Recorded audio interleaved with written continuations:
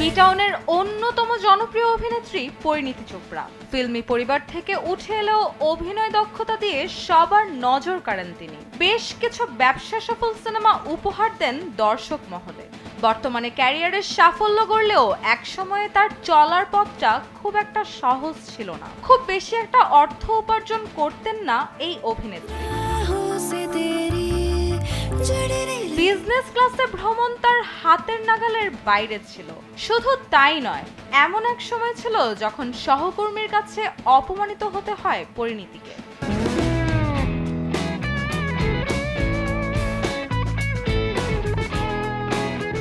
Gym প্রশিক্ষককে মাসিক ৪ লাখ টাকা দেওয়ার সামর্থ্য ছিল না তার। তা নিয়েই এক প্রকার ব্যঙ্গ করেছিলেন এক অভিনেতা।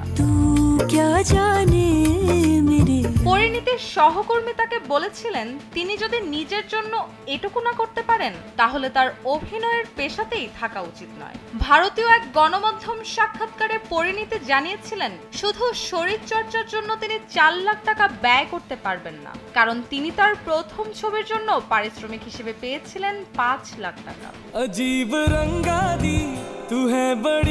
এই অভিনেত্রী বলেন তিনি খুব বড়লোক পরিবার থেকে আসেননি, খুব সাধারণ ও মধ্যবিত্ত পরিবারের মেয়ে তিনি। বলিউডের সবকিছু তার বুঝের বাইরে। তিনি জানতেন না মুম্বাইতে সবাই কিভাবে কাজ করে। পরিণীতি আরো জানান ক্যারিয়ারের শুরুর দিকে তিনি খুব একটা আয় করেননি।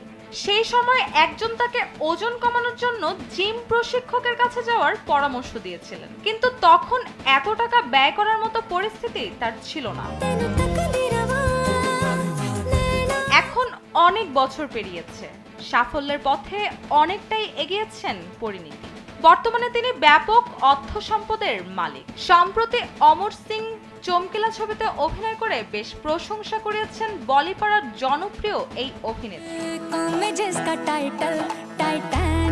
রুষা সুর, কালবেলা।